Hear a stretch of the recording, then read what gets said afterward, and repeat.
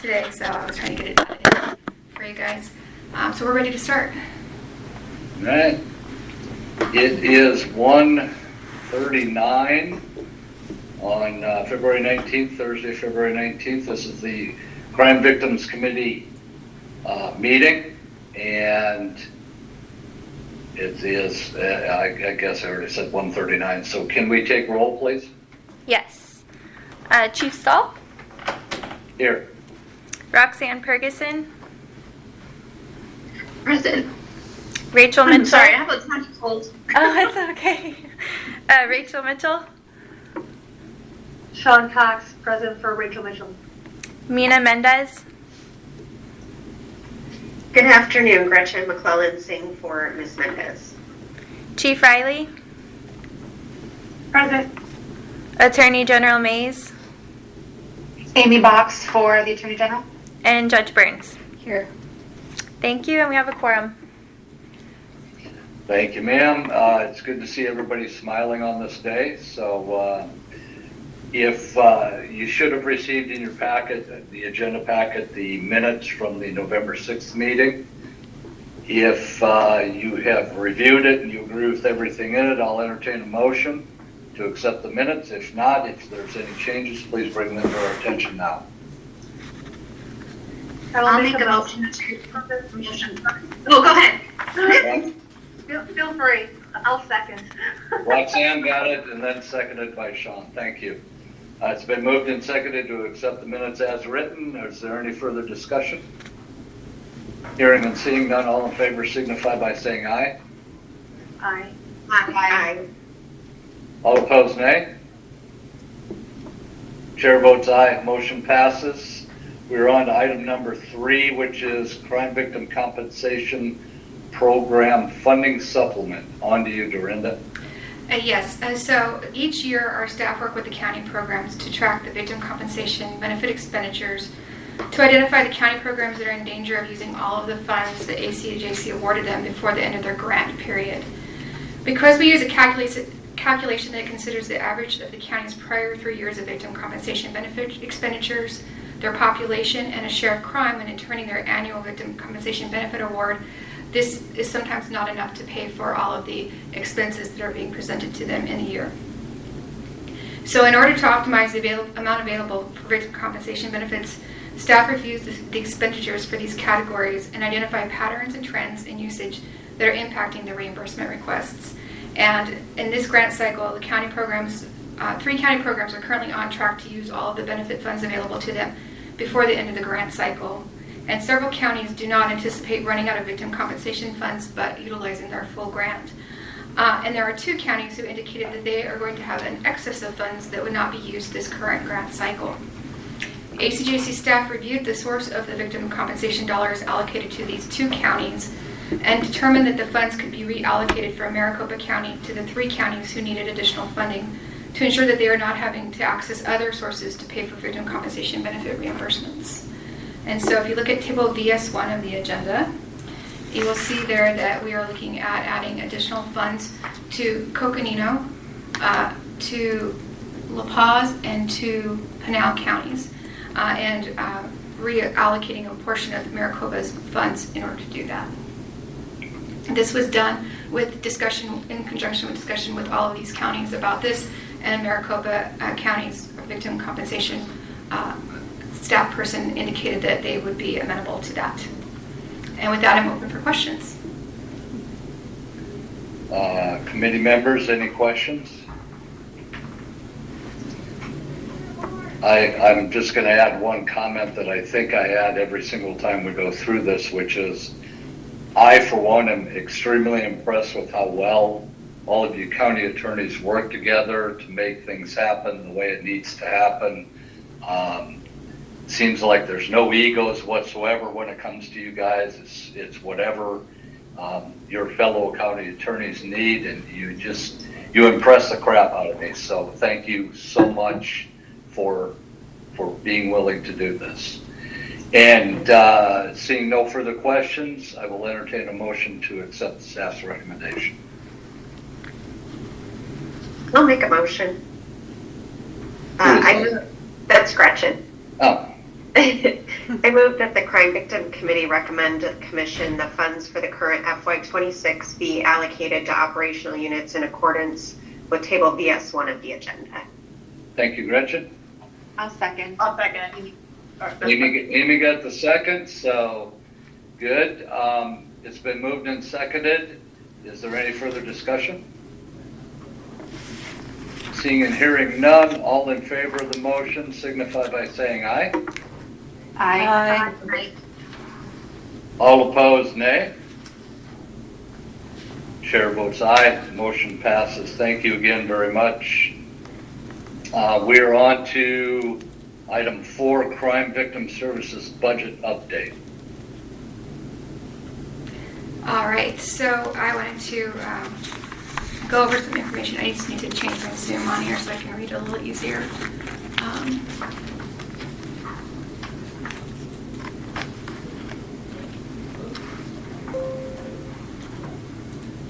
All right, so in your packet is table VS2, which is showing information regarding the status of the Crime Victim Compensation and Assistance Fund. And so if you're looking at this table, I want to give you some context as to what it's going to tell you. So prior to the receipt of ARPA and general fund monies beginning in FY23, ACJC's Victim Compensation and Assistance Fund was expending funds at a much greater rate than it was taking in, which created a structural deficit in the fund, meaning that our financial obligations exceeded the amount coming into the fund each year. ACJC had been using a fund balance that had already been in existence prior to that to continue operations at a flat level for victim compensation, and it actually reduced the program size for the victim assistance grant to adjust for the difference. County programs were required to use any of their restitution and subrogation account balances exceeding a year's worth of victim compensation benefit dollars before they could request reimbursement of their victim compensation benefit payments. Many of them were having to dip into those funds so that they had less than a year's worth of victim compensation benefits available to them in case something were to happen in the future. And so we were at a point where we were getting very concerned and had started looking at what we could request. And a request was made to the legislature to look at the deficit and also what funding we needed in order to not only maintain but also to grow the program. And so as a result of that, a $2 million general fund appropriation was made. We'd asked for $10 million and they gave us $2 million. And then they came back with a $10 million one-time infusion of ARPA dollars. This was a great thing to have, except that we could count on it to be continuing, so we knew that we could not make major changes to the program which would involve the need for ongoing funds that may not be available. So what we did with these funds during this time is we did not greatly increase the size of either of the two programs. Instead, we held those program sizes steady using only ARPA and general fund monies, which allowed for the victim compensation and assistance fund balance to grow from that point forward. We did this to make an increase to the program to cover more of the counties. We did make an increase to the program to cover county costs and administrative costs that had increased. And we provided some additional assistance dollars to county programs to allow them to build up their restitution and subrogation reserves, with the understanding that at some point we might be going back to something very similar to what we had once before when ARPA ended, but hopefully in a much more stable position. What it allowed us to do was to create a nice fund balance and decrease the structural deficit that existed, but it has not been eliminated. So if you're looking at this table does not account for the $2 million in general fund money, but it does account over the next several years of where we expect to be if we remain steady with victim compensation and victim assistance dollars, and it does consider the VOCA dollars, the federal dollars that we receive each year. So if you look at the first column, it shows the anticipated revenues coming in, and this is based upon an increase in revenues we've seen over the last 5 years. So we're using that percentage increase each year average as our average to go forward with. Our annual appropriation, it remains steady. This is could be changed at our request, but this is a legislative appropriation, so we expect that it would remain steady, and that the benefit costs for the comp program and the victim assistance program would remain steady, and the program administrative costs for ACJC would remain steady. It does add in the cost for the new system for the claims management system for victim compensation, at the point where the cost for the system is no longer covered by the ARPA dollars grant that we have. So you'll see there that beginning in 2031, we pick up an additional cost each year for the maintenance and operation of that system. We don't have any other projected costs indicated in here, but there is a potential if there are dollars taken from us for other projects that those might impact this, and I'll be discussing that in a little bit. Right now, we're anticipating our federal awards based upon the monies that come out of the victim compensation benefits each year, because 2 years after we spend the money, we get 75% of the state dollars paid out back in our federal award. Come on in, Tony. You can see there that after that we show the structural deficit or growth. So you can see we're still at a structural deficit, and we remain at a structural deficit if things remain steady for the next several years, but it begins to turn around in 2035. And so you'll see there at that point the amount of money that the fund will be taking in each year is anticipated to be more than the amount of money that the program is costing us for the two programs. And so what this means is that at that point, we really have an opportunity to potentially make some changes to the programs to grow them in some way. And so we can look at that from that perspective. What can we do that is a permanent change to the program, that is not a one-time change, that we can grow the program in some way. So we're looking at the potential of maybe adjusting I'm trying to think what I was going to say here. I lost it. To adjust the operations so that victim compensation has a higher limit, potentially. Instead of a $25,000 limit, we might have a higher dollar limit per claim. Or it might be that we decrease the restrictions that we have on applicants coming into the program, maybe increasing the number of years after a crime occurs that a victim can come in and apply, maybe addressing who has to provide a police report and giving an alternative to a police report for a victim. In certain situations, there are options out there potentially that we could look at going forward. But that is all assuming that this picture stays the same, that we continue to maintain the expenses that we have, and that there are no new expenses going against the fund. And so it looks great. But if there are any changes to the fund and what is coming out of the fund, then it does change the picture, and we will have to adjust it each time that happens. This last legislative session, they took $2 million from the fund to go towards the victim notification project.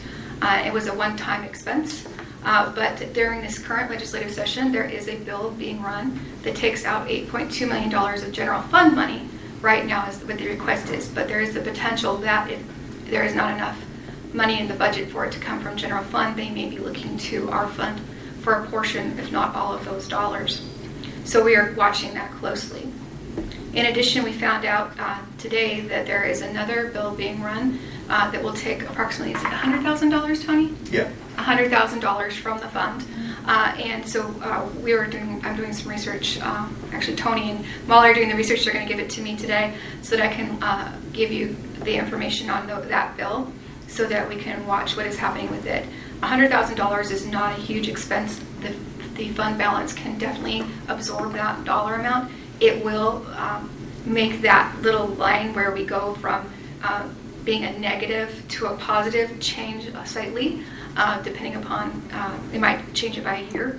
We'll have to see what it does to that, but we're still on track then to eventually get to a point where we no longer have a structural deficit, and we would have a healthy fund balance that could then be used to ensure that as we roll out any changes that we're not getting into a situation where we're in a structural deficit again. And with that, I am open for questions. Committee members, any questions? I have a question. I have a question. Can you hear me? Mm-hmm. Can you hear me?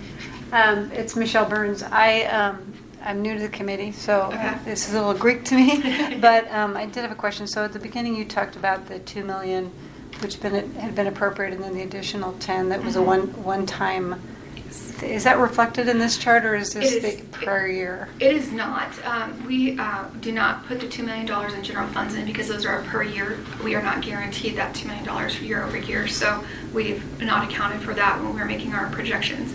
When we get the funds, and it's available to us, we definitely will use those, which would then increase the fund balance and also decrease the time frame where we would be at a structural deficit if we have the $2 million available to us. Thank you. And the $10 million is done. ARPA expires as of September this year. Tony, you have anything? Are you talking about the The $2 million in general funds. Is there discussion about the victim compensation? So members, Chief, good afternoon, Tony Valley. The information you have in front of you is only related to the Victim Compensation Assistance Fund. We didn't include we didn't look at overall program resources because theoretically the $2 million that we get from the general fund comes in through the appropriation and it goes out, we pay it out. Same with the $10 million. We're going to expend up. We're going to bring all that money in and we're going to expend it all until the grant runs out. The issue that is before you is about the fund, the Victim Compensation Assistance Fund, and essentially because there's a large fund balance that we were able to build up because we had these other resources, specifically the $10 million. We were able to not spend money out of this fund for about 3 years, maybe a little over 3 years.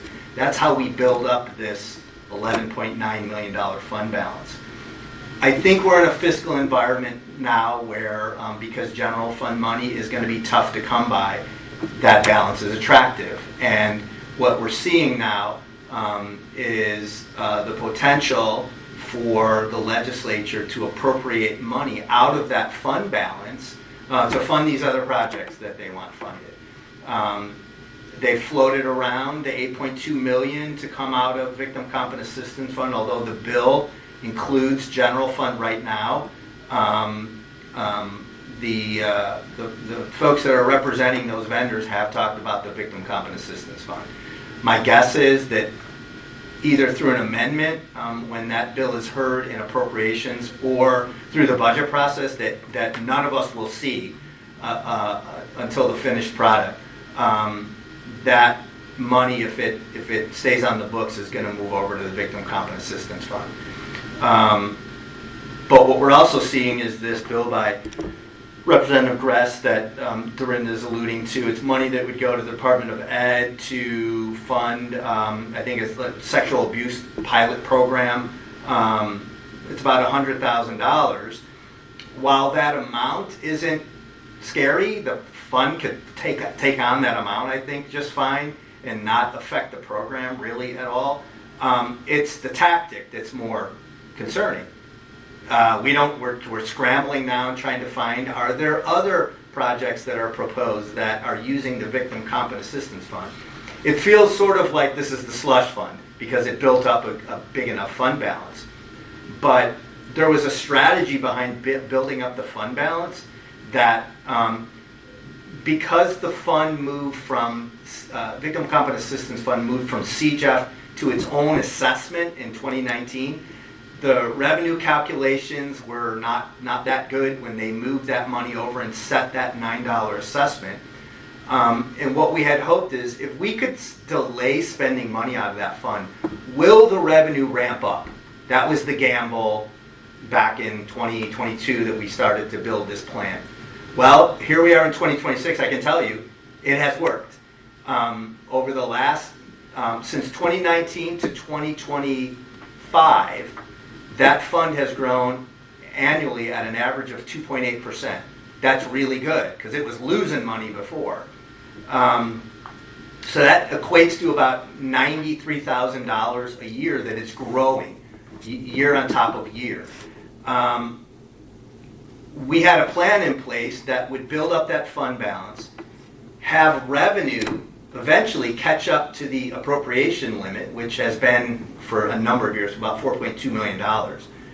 And then we could consider growing the program in an intelligent way, adding benefits by phasing some in, rolling them out, because now you're going to have, at some point you have to build a fund, you have to start spending on your fund balance. 2030 is the projected date when expenditures out of the program, the appropriation level, equals the revenue coming in. Every year after 2030, then you're simply building on your fund balance. And so we wanted to roll out a plan that was really, really intelligent. We had these folks, special interest folks, come forward. They were asking for a lot of things and big dollars, and that just wasn't going to happen. This program could not take that on that fast. And so we wanted to come up with a plan that wasn't no, but was an intelligent yes. Just not yes everything you want all at once. The $8.2 million threat that's out there just really upends that. It takes us back to a fund balance that we had probably in 2019 when we started finding solutions to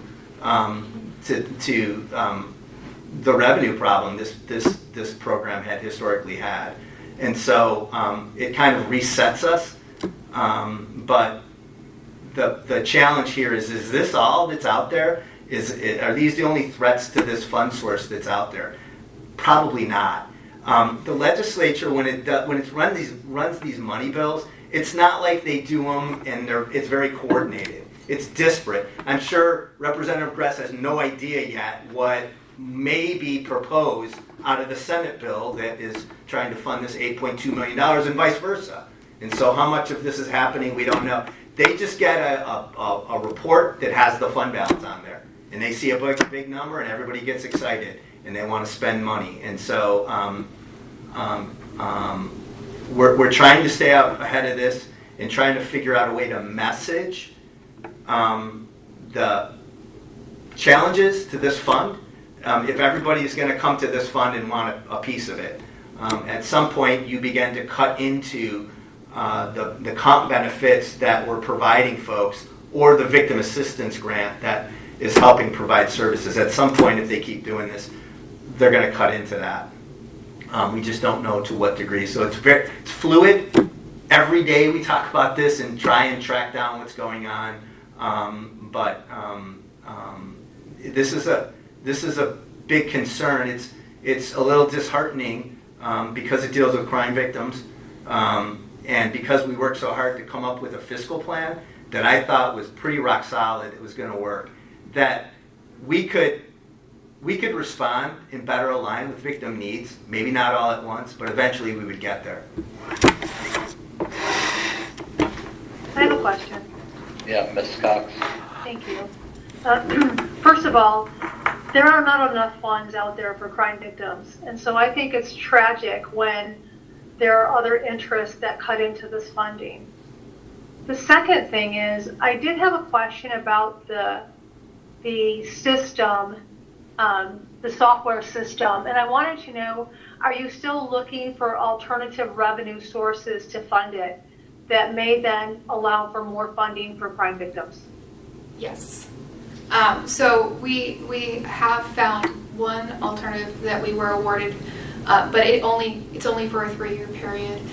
Most federal grant sources are for 3-year periods, so we will continue to look for things that can offset those costs. But we did build into the projections what that system cost would be for operations and maintenance ongoing to ensure that we're accounting for that and making sure that as we can continually potentially still grow. I mean, with that operation and maintenance, we still have the potential to still grow the program in a few years. So it's not like it's going to be what brings us down. And in fact, I think it's going to be what helps us because our numbers will be more accurate. It will allow for staff to monitor their claims more easily for those counties that do not currently have any type of system in place. So we think there's a lot of cost benefit to that system. But yes, we will continue to look for other options for funding it. That answer everything for you, Ms. Cox. Ms. Ferguson? Okay, just a few questions from me. When you're talking about the $2 million that was paying for a victim service case management system, is that Vine that you're referring to? No, there's the $2 million. Yes, that was the Vine. It's CVNS. It's Vine, and the $2 million that came out this last year. Well, so for fiscal year 26, it was actually about 2.6 million that they transferred out of the Victim Competent Assistance Fund into the Victim Notification Fund, essentially to pay for taxes on the $10 million. It was $10 million that was appropriated for the notification system, but they didn't calculate the cost appropriately. They didn't include tax. And so they went back to the legislature. They asked for $2.6 million. The legislature gave it to them, and they gave it to them out of the Victim Competent Assistance Fund. And so that was a one-time appropriation to cover those tax expenses. You have a separate $2 million general fund piece that has been coming to us each year for the Victim Competent Assistance Program, though. So I wanted to just differentiate those two. We hope that we continue to get the $2 million general fund to support the program. The governor's budget also included an additional $2.5 million in general fund to support the program. So that would, if we got both of those, it would be $4.5 million general fund. We'll cross our fingers on that, but the $2.5 million was absolutely unexpected, last minute stuff that happened, and it's one of the reasons why we're so concerned about a shift from this $8.2 million general fund request to the Victim Competent Assistance Fund. They've already done it once in this fiscal year, 2026. So the playbook's already there. Okay, and then my next question was, the federal award, that's from VOCA, right? From Yes. the Victims of Crime Act? It's our federal VOCA victim compensation dollars. Yes, it is from the Victims of Crime Act fund. And how healthy is that at this point? I haven't heard much. Is there any threat to that particular fund? That fund is it depends on who you're talking to as to how healthy it is. They have been looking at fixes at the federal level to bring additional funding into that. I do not know what the status is on those fixes. But as far as compensation is concerned, we are safe at this point because the way the fund works is they provide an annual allocation that can come out for grants, and then they split that fund in half. Half of it is for victim compensation, and half is for victim assistance. And so then they take the half is for victim compensation, and we have a formula that they determine how much of the fund goes towards us. And so once they've figured out all 50 states and the territories get, which is never even close to half of that total amount, then they say whatever's left over goes back over to the victim assistance side for the year. So the first ones who are always impacted by changes in that fund are always victim assistance. And we do not anticipate being affected by that fund for several more years if it were to have issues. And right now, it seems fairly stable. Okay, thank you. Any further questions? Tony, I have a couple, or at least one. We refer a lot to they, and they is a very vague term.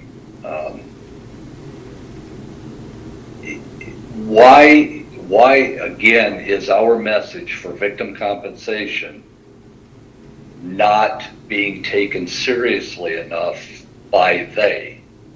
Because if it was being taken seriously enough, it wouldn't be used as a slush fund, because victims should never be used as a slush fund. So who needs to hear that message? And in my opinion, it needs to happen sooner rather than later. Mr. Chairman, clearly the bill sponsor needs to hear the impact of appropriating money out of the Victim Competent Assistance Fund for any reason. I think part of the difficulty is perspective here, and you may have some legislators that view the victim notification system as a victim issue, that maybe they're valuing more than victim compensation. And that's not to say I heard that and anyone said that to me. I'm just pointing out that essentially what this is a victim issue versus a victim issue. And But are they asking you? Or are are they just telling you? Are they asking you, or are they telling you this is what we're going to do?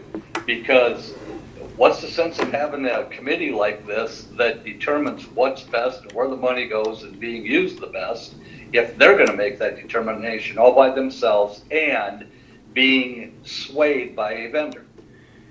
Yeah, that's a challenge, Mr. Chairman. I don't have a good satisfying answer for that. Clearly, I have thoughts in my head that I won't let escape in a meeting like this. But I'm retired. I can. Yeah, you can. I'm not there yet. At least you can force me to retire, Chief. I guess I'd be okay.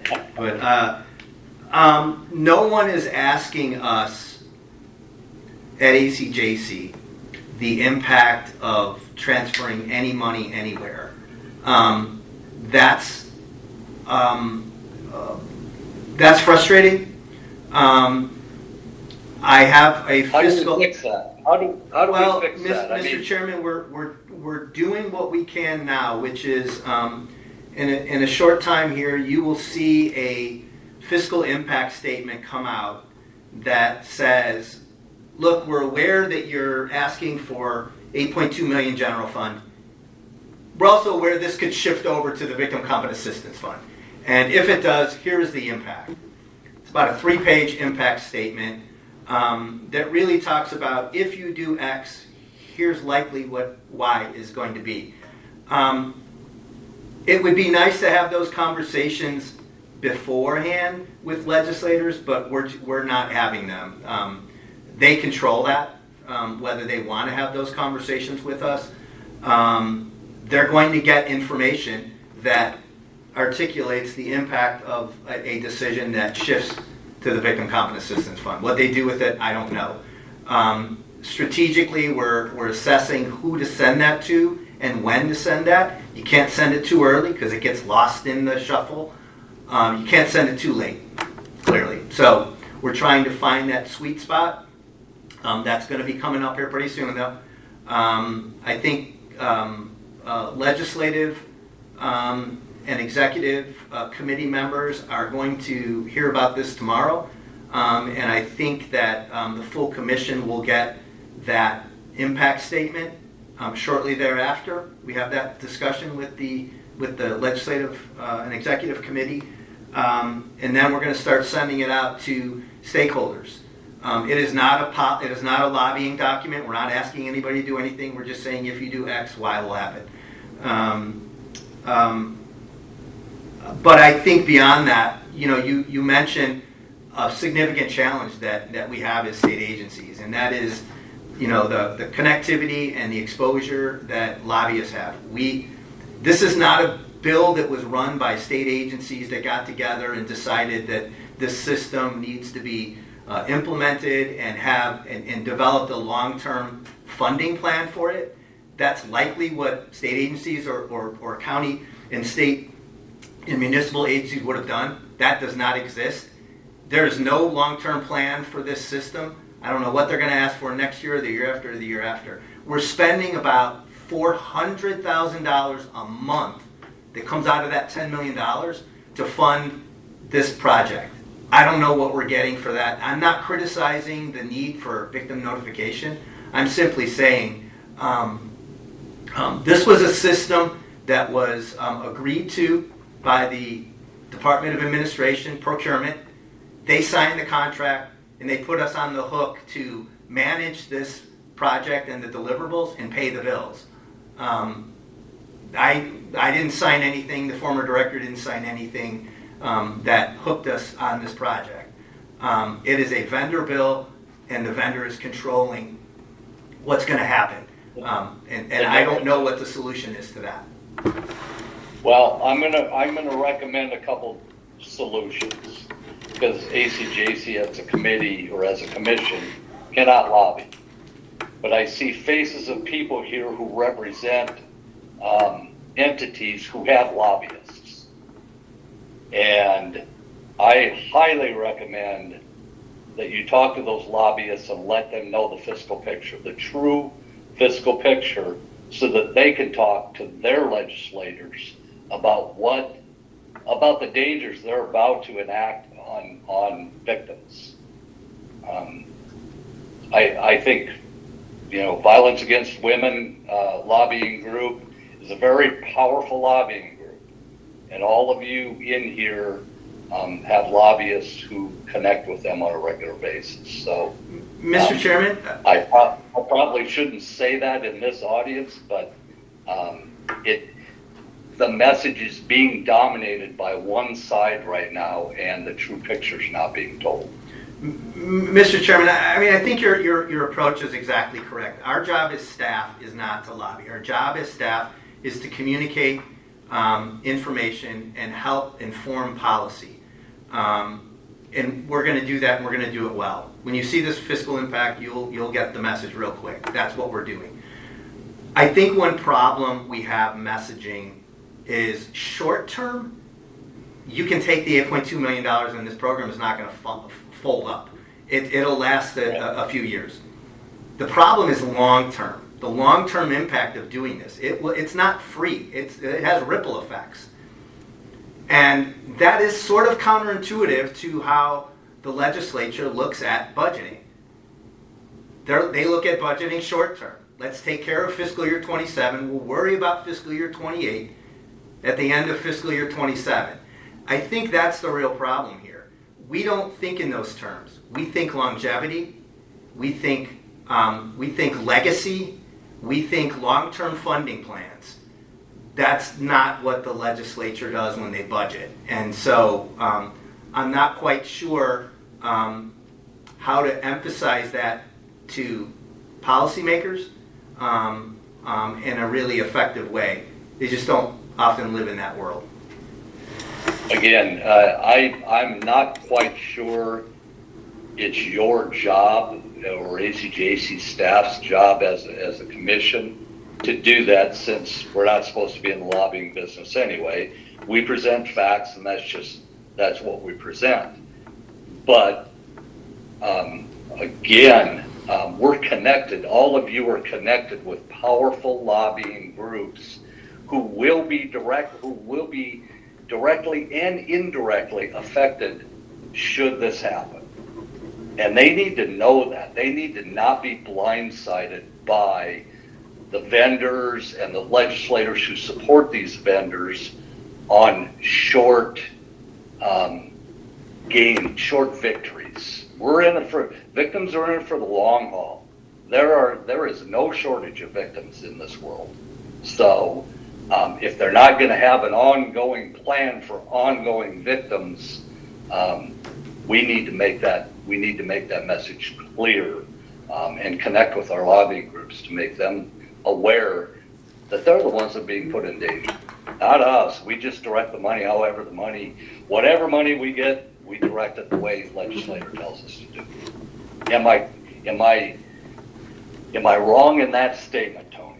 Mr. Chairman, no, you're not. And we're going to help with that lift to the degree that's appropriate that we can, either late tomorrow after the legislative meeting or early next week, Monday probably.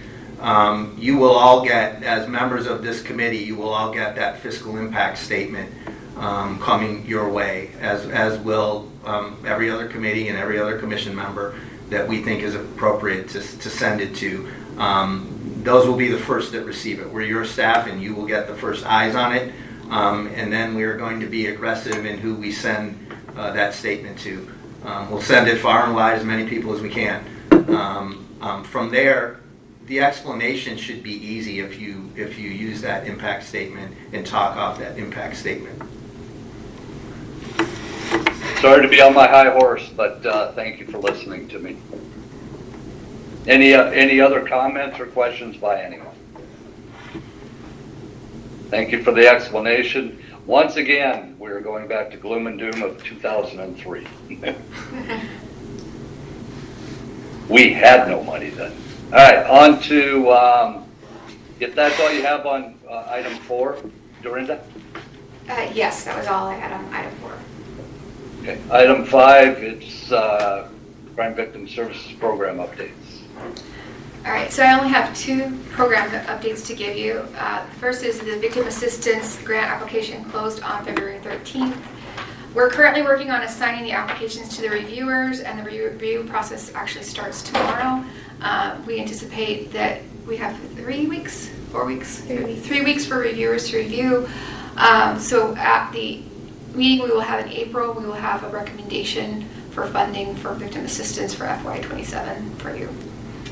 Can I ask how many applications you got?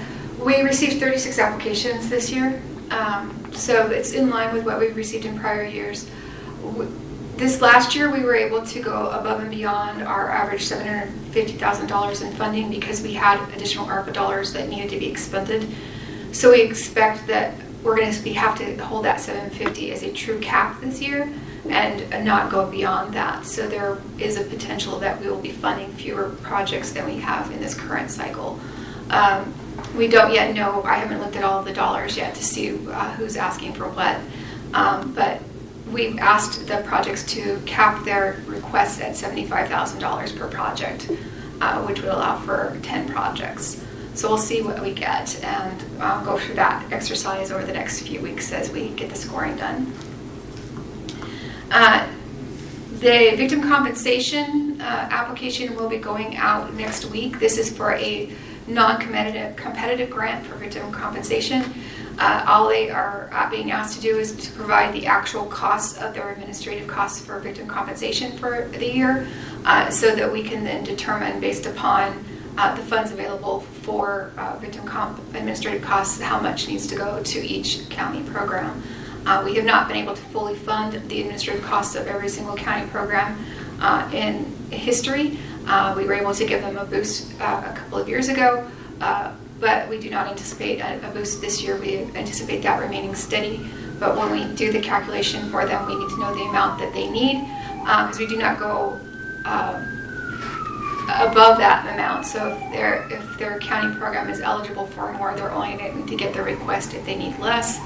But we have a calculation that we do in order to determine the maximum award we can give them based upon their population, rate of crime, and their claims for the prior 3 years. And so we'll be bringing that before you as well at the next meeting. And I believe that's everything we have as far as updates for all of you. Oh. So we're going to use the same formula as in the past, right? Yeah, we are planning to, yes. And one more thing. The Victim Compensation Claims Management System kickoff with the vendors is next week. We finally got everything signed and ready to go. I am so excited. It took us forever to get everybody on board. And so they're going to be hitting the ground running.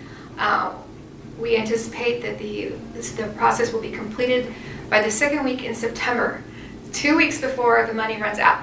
So we are going to have it done. There are no more hidden costs? There are no more hidden costs that we are aware of. We have received funding to cover additional upgrades from what the original estimates were for the county programs, because they gave us estimates on how much the interfaces with county financial systems and county existing systems would be based upon what they had available to them. But if those costs exceed what is estimated, we actually have a separate grant to pay for those upgrades. And any monies above and beyond that will be looked at to potentially provide overall upgrades to the system, to potentially add in some additional things that are like want to haves, not need to haves, that we were looking at having available to us. But that money is through a federal grant that I applied for this last year and received, and so I'm excited about that as well, because it helps us to maintain the systems for a little bit longer as well. so that we have more of it covered over a longer period of time. And Dorinda, correct me if I'm wrong, but with this, there are no more costs to this per the contract for 3 years or 5 years or something like that? If you look at the item I gave you on table VS2, it shows that there's no cost for the operating maintenance until 2031. So that's the first year okay. we will have a cost for the system maintenance. Because we were able to build in all those costs as a capital improvement project through using the ARPA dollars, and then for the first year after that capital improvement project piece is done, we cover it with the other federal dollars. Excellent, thank you. And committee members, any questions for Dorinda on this? Item 6, summary of current events. Does anyone have anything that they would like to share? What's going on in their world, in their territory, in their system that they would like us to address or need input or anything like that? Just to put on your calendars, the National Crime Victims' Rights Week event will be coming up in April. It is on, let me look at my calendar really quickly. Is it the 12th, Amy? It's the 21st. Oh, Wednesday, the 21st. Flip the numbers. Yeah, it's the 21st. 21st at 11, back at the auditorium at Phoenix College. Oh, okay. It's That was a very- nice location. Yeah. It turned out really nice. I think we were all very pleased with it. Size-wise, parking-wise, everything. So as long as we can keep making that happen, I think it's a good place to continue. Yeah, thanks for doing that. And so we received several nominations for the Crime Victim Compensation Award that we gave out for the first time this last year to Roxanne. And so we have made a selection for this next year. We've let the person who was the nominator know, but I do not know if the nominee is yet aware of the selection, so I'm not going to state that just yet. Yeah, it was good. We kept Roxanne in the dark for a long time. We did. That worked out well. Yeah. Anything from anyone else? I would just like to add, Mr. Chair, if I may, just for the formal announcement that, in the past I've attended these on behalf of Kirsten Flores here for the Attorney General Mays, but as of a couple weeks ago, I assumed the role of Director for the Office of Victim Services for the Attorney General's office, so I will be seeing more of you more often. So thank you. Does Kirsten have special plans or anything like that? She's working on those plans. I think she's really enjoying some downtime. I got a horrifying text yesterday about the horrible day she was having that involved lunch with friends, yoga, and a massage. So, she's managing. Yeah. Good for her. Good for her. She deserves it. And see what you all have to look forward to when you get to retire. All right, I believe we are on to the call to the public. Did we have anyone call in or email in for a call to the public item? There is nothing in our email box, and I did not receive any calls. And the way I see it in the agenda, you have not yet determined a date for our next meeting, am I correct? We have tentative dates on the calendar for the next meeting. The next tentative date is the 23rd of April. And so we'll have to confirm that. We're trying to make sure that we're giving more than adequate time for the commission to review all of the information we're passing off, and more than adequate time for you guys. We're backing up all of our deadlines, and I'm trying to keep to that Thursday date, but we found that there's a little bit of a conflict with some of the other committees, so we may be adjusting days or times a little bit, but I'm going to try and keep it on Thursday, just so you're aware. We might adjust the time though. So right now it's tentative for the 23rd, and we may make an adjustment. I'll let you know if it does change. Okay, well, just keep in mind, based on when the Victims' Rights Week is that week, so keep that in mind, that might be kind of a busy time, especially for the AG's office. So. I'm aware, and so we'll try and figure out. We just can't go any further out. We would have to do it earlier, and getting it to be an earlier date is more difficult with the timeline we have for the closing of the application process and the review cycle. So we're trying to make it balanced so that it will work. But that will be the focus next time, is going to be that victim assistance grant and the victim compensation grant for FY27. Cool. Sounds good. If nobody has anything else, I want to thank you all for your time on this busy day. I know you guys are all busy, and please go out and contact those lobbyists and let them know once you get the information from Tony that we might be needing their assistance in educating some legislators. So thank you so much for your time. Have a great day. Have a great rest of the week. Say hi to Joe, Carl. Thank you. Bye. Bye. Thank you so Thank much. you, guys. Oh my gosh, 8 million, 2 million, 2.6 million, my head's spinning. Yeah, and that's been the way it's been for us. Really? Because, I'm looking at, if Right? it goes through, Especially when we're already then late we and need then to all the expand. issues we have with But it. if it all goes through, and everything then else. we're going to Everyone cut. you did It's it. like- Yeah, that's what at first you were talking about, Guess what, too guys? much, the coppers, and then there's not enough, and it's It's very, schizophrenic. it is, and it's been an interesting,